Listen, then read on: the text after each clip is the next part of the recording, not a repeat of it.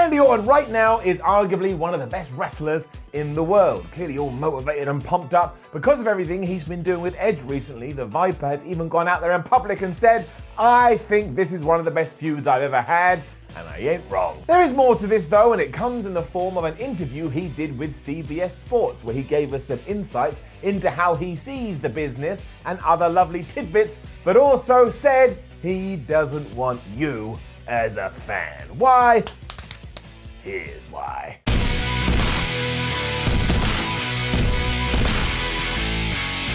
I will give you the quotes first so you have it in context. But looking back to WrestleMania 36, when he did have that last man standing match with Edge, he did indeed say, "I think if you take the Boneyard match out of it and take what Bray and John Cena did, both of those were fantastic, but if you don't compare us with that," a lot of caveating there by Randy Orton, "I think we stole the show." I did hear some bitching and moaning from the media and the fans about how long this match was. I just laughed. Because I saw a couple of matches, I think even the world title match, and if you include entrances and the post-match celebration, they may have gone 4 minutes. If you want a 4-minute match where you see 5 different finishers back to back to back to back to back to back with 0 expressions, don't know why that's a question, or if you want, it's just gibberish. Anyway, if that's the kind of fan you are, then I don't want you to be a fan of mine, because you don't appreciate what we are trying to do in telling a story. At WrestleMania, I think we stole the show. Second time he said that. At WrestleMania, I think we had the best story going into it, which definitely helped. The promos were killer, and it's only going to get better and better. So there you go. I do think he makes some valid points. Edge and Randy Orton certainly did have the best narrative going into the show of shows. What I like to look at more specifically is the pro wrestling world in 2020 and currently how we view it, or what we want from it. Because I totally agree that the spam finishers, if you're playing WWE 2K main event, has kind of been played out now because it was always going to have a short shelf life. And when you think of that and remember what Edge and Randy Orton did at Backlash 2020, well, for my money, that's one of the best matches of the year, and I think I'll still be saying that in December of 2020. It does back up the man who his voice is in his head's point. And look, before you start talking about it in the comments, I don't care that it was pre-taped, I don't care that WWE reshot some of the spots so they look better. I couldn't care less. When I was sat there on my couch watching it, I was like, wow, I can tell that this wasn't part of the original creation. No, I didn't, and I'll tell you why, because I have real problems. Relationships, finances, health. I'm not going to get all uppity-duppity just because somebody re-edited a wrestling match. Come on. Also, I'll tell you the worst problem I have to face, that we all do, death.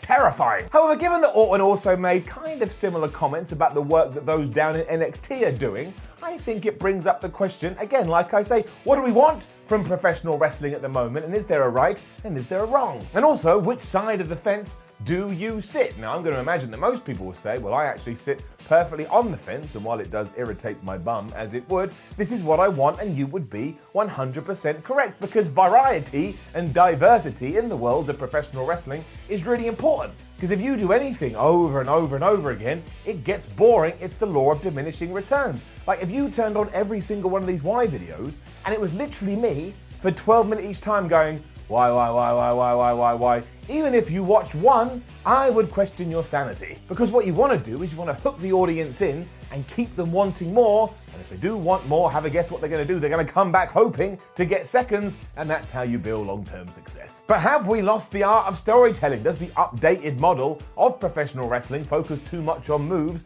and not enough on storytelling? And even if that is true, can't we just appreciate it for what it is? For example, I thought Edge versus Orton at Mania 36 was simply okay. It wasn't as bad as some people made out, but it certainly wasn't as good as Randy Orton just made out. No offense, Randy, I think you're awesome. I'm just telling the truth. And if you want to talk about things outside of the cinematic matches that stole the show, I think I'd go for Charlotte Flair versus Rhea Ripley. But it was still decent, maybe a little bit too long for my taste, but again, it still sits in the same realm as everything they did at Backlash, and as I've already mentioned, I thought that was tickety-boo, fabbity-hey. That means I enjoyed it muchly. But following on from that, do you know what match I still use to this day to try and hook in non-wrestling fans? That's right, it's the Ricochet Will Ospreay match that blew up the internet a few years ago, and 9 times out of 10, it works. Because people that don't understand wrestling, they see the acrobatics and the flippy dippy stuff, they're like, oh wow, this is so cool, how do they do it? Why don't you show me something else? And from there, where I think they do understand a little bit, often I go to Bill Goldberg versus Brock Lesnar from WrestleMania 33, because it's like two Carols having a fight in a field,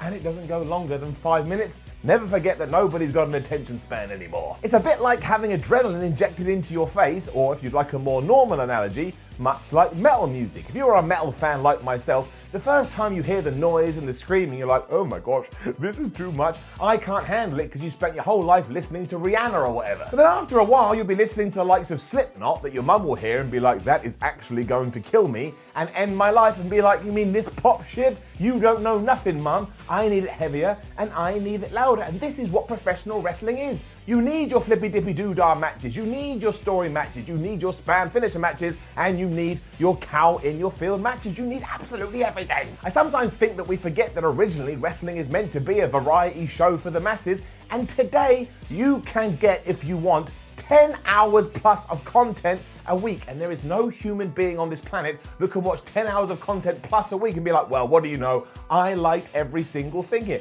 What other form of entertainment is that true? Take something like Game of Thrones. Nobody watched season 1 to season 10 of Game of Thrones and went, there wasn't a bad episode. And don't say that I did. I saw you on the internet, you were like, we didn't know what we were doing with Jon Snow, and the Dragon Queen wasn't treated right. Where did Dingleberry Jones get to? I know there's no character in Game of Thrones called Dingleberry Jones, but that's the point. That's how crazy it gets. People just start making stuff up. And on the flip side to this, it's imperative that people like Orton, who is a little bit old school, stand up for this type of wrestling, because otherwise it will disappear. It's like history. The reason it's so important to make sure that historical accounts are always updated and kept in the public eye is because as soon as you forget, everybody forgets. And in terms of history, it can happen again, but in terms of wrestling, maybe we'd never see it again. Ultimately, I just want to say that I think Randy Orton is an absolute beast right now, and I have been enjoying every single thing that he has been doing, including his interviews. And this is where it gets very strange. So if you do listen to Randy Orton as he's talking to some kind of journalist, he comes across as a very outspoken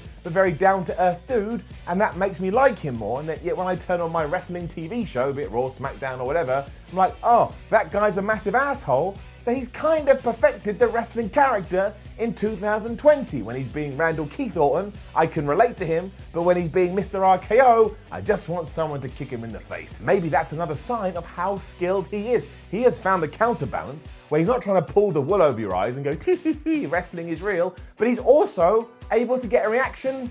Randy Orton, ladies and gentlemen, he is going all the way to the top. Well, he's there, so he's going to break through. I also totally believe in what he says because his passion just comes fighting through. You would have seen the other comments that he also made recently about NXT, where he thinks they need to start working smarter and not harder, and that he thinks Tommaso Ciampa is a top-tier talent and that he would like to work with him, although he'd like to do that on the main roster so that Ciampa has a bigger playground to play in. He even openly admits that he's not saying the fans are wrong, and he's not saying that the wrestlers are wrong, but he is saying in a sport where longevity is everything, and that's where you make the most money, how can you keep up this kind of style for 20 years plus? Never forget, Randy Orton has kept his style up for 20 years plus, and now in the apex of his career, a lot of people, me included, are saying he's better than ever.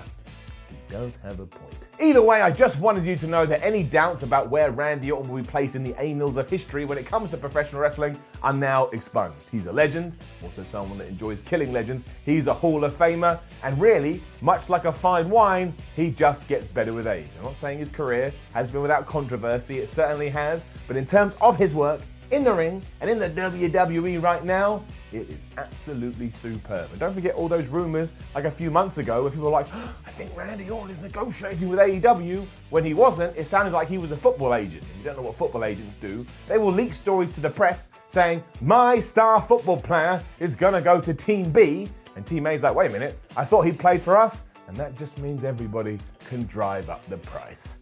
Money talks. Now, don't forget to leave a comment below and let us know, what do you think about Randy Orton's run right now? What did you think about Randy Orton versus Edge at WrestleMania 36? And what did you think when they clashed again at Backlash? I want to know it all. Like the video, share the video, subscribe to What Culture Wrestling. It's free. You just go click. Then head over to whatculture.com and read yourself some articles. Follow What Culture on Twitter, What Culture WWE, and watch more videos here. Where? What Culture Wrestling. My name is Simon from What Culture. Thank you very much for joining me for another episode of the Y series. But yeah, if we take it all the way back to that first quote, if you are into spammy finisher matches, Randy Orton doesn't want you as a fan.